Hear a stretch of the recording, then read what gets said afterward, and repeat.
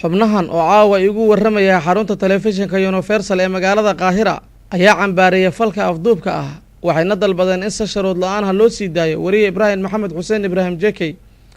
Abdullaahi Nuur Xasan oo garyaqaan dhinaca sharciga ah oo degan magaalada Qaahira ayaa afduubka Ibrahim Jekey ku tilmaamay mid sharci darro ah wuxuuna intaas raaciyay saxafiyiinta ka mid yihiin dadka rayidka oo qaanuunka dawliga mamnuuc ka tahay in wax loo dhimo isagoo saxafiyiinta Soomaaliyeed ku amaanay inay yihiin marqaati dadka u soo gudbiya waxyaabaha dhacaya marka haddaynu eegno dhinaca sharciga in falalka noocaasa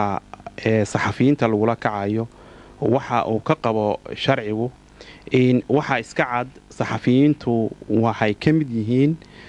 bulshada rayidka ah marka shaqadoodu waxay u qaybsantaa in sharciyan marka la eego mar ay shaqaynayaan oo ka shaqaynayaan meel nabada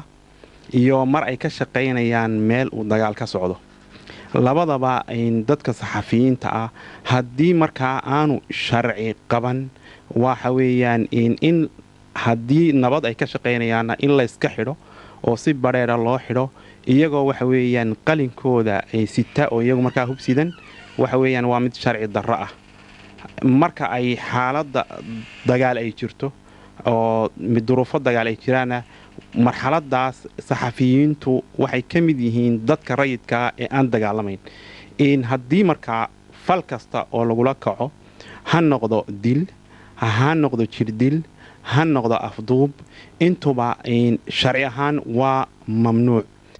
Shariif Macalin Maxamed oo ah xogayaha golaha saxaafadda qaranka oo howlo shaqo ku jooga magaalada Qaahira ayaa wax laga xumaado ku tilmaamay afduubka agaasima Jekey wuxuuna sheegay inuu yahay mid aan la aqbali karin isagoo dalbaday in si shuruud la'aan xorriyadiisa dib loogu soo celiyo xogayaha golaha saxaafadda waxa kooxaha islaamiga ugu baaqay inay goobaha ay ka taliyaan ammaanka saxafiyiinta ku ilaaliyaan isla markaana ka shaqeeyaan siideynta wariye Ibrahim Jekey agaasimihii telefishinka caalamiga ah ee Universal ee magaalada Muqdisho Ibrahim Maxamed Xuseen inay si shuruud la'aan ku sii daayaan afduubkuna runtii waxaad moodaa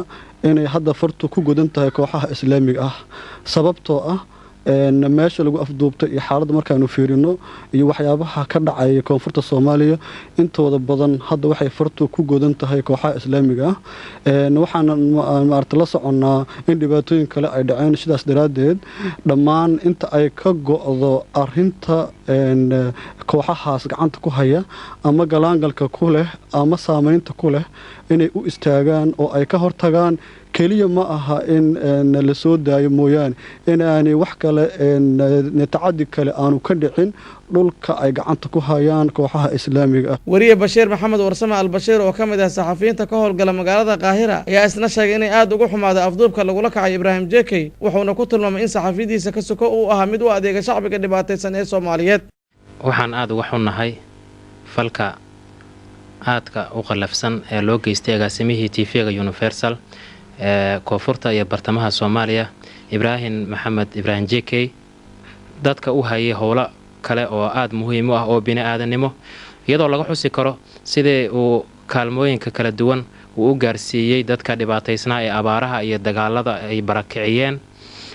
gobolada koonfurta iyo waliba magaalada Muqdisho daafaheeda ku barakacay oo uu runtii gaarsiin jiray kaalmooyinka ay u soo diraan dadka dibadaha ku nool marka kooxaha dhibaatooyinka u geysanaya suxufiyiinta aad iyo aad baan u cambaaraynaynaa sanadkan kaliyana suxufiyiin fara badan baa lagu laayay ama lagu dilay magaalada Muqdisho kuwaas oo ilaa ay hadda la ogeyn dilkiisa dadkii geystay oo uu kamid ahaa wariyihii weynaa Siciid Taaliil laba wariye oo u shaqeynayay shabakada warbaahinta Shabeelle oo wariyihii Afgooy Xasan Mayow iyo waliba ugu dambeeyay wariye Cabdirasaaq Gaadduco oo u dhintay rasaas ku dhacday xilligii dagaalada ay ka socdeen magaalada Muqdisho marka waxaan u soo jeedinaynaa kooxaha haysta ama afduubka ku haysta wariye Ibrahim Jekey in ay sida ugu dhaqsiyaha badan xorriyadiisa oo dib u helo Cabdi Yuusuf Faarax oo isna kamid ah saxafiyiinta fadhigeedu yahay magaalada Qaahira ayaa codkiisa ku biiriyay baaqyada loo jeedinaya kooxaha haysta wariye Jekey isagoo cambaariyay afduubka lagula kacay ugu baaqay kooxaha Soomaalida inay dhowraan xorriyada saxaafadda lana joojiyo tacadiyada lagu hayo saxafiyiinta anoo ka tiiraansan runtii aad naga xun dhibaatada adag ee lagu hayo saxafiyiinta ama suxufiyiinta ka howlgala guud ahaan Soomaaliya gaar ahaan magaalada Muqdisho oo dilka iyo dhaca iyo dhibaataynta iyo cagajugleynta isugu jirta haddana waxaan anagoo ka tiiraansan dadkii sharafta badnaa ayagoo mihnadooda gudanaya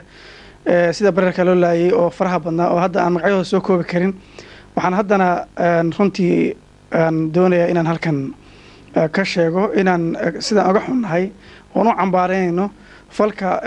afduubka ah oo lagu haysto Ibraahim Maxamed Xuseen JK. runtii iyadoo la tixgelinayo islaamka waxa uu ka qabo in qofka bini aadanka aan la dhibaateyn karin, tan xuquuqul insaanka, midda xorriyadda saxaafadeed, midda Soomaalinimada iyo wax walba iyadoo la eegayo waxaan codsanaynaa si sharaf loo codsanaynaa in si degdeg ah loo sii daayo. xubnaha kale ee cambaariyay afduubka Ibraahim Maxamed Xuseen Ibraahim JK kuna baaqay in si degdeg ah loo sii daayo waxaa ka mid ah Caabi Faarax oo ka mid ah howlwadanadii hore ee wasaaradda warfaafinta Soomaaliya, Cabdiraxmaan Macalin Xuseen oo ka mid ah saxafiyiinta fadhigeedu yahay magaalada Qaahira ee dalka Masar. Mahad Carabi Cali, telefishinka Universal, Al Qaahira.